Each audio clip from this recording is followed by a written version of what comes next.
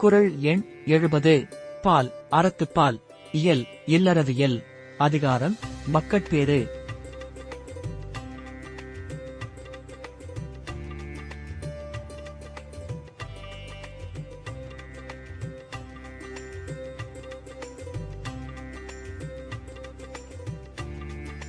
குறள் எண் 70.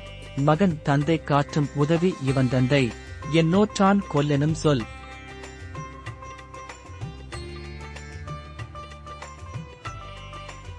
குறள் விளக்கம்.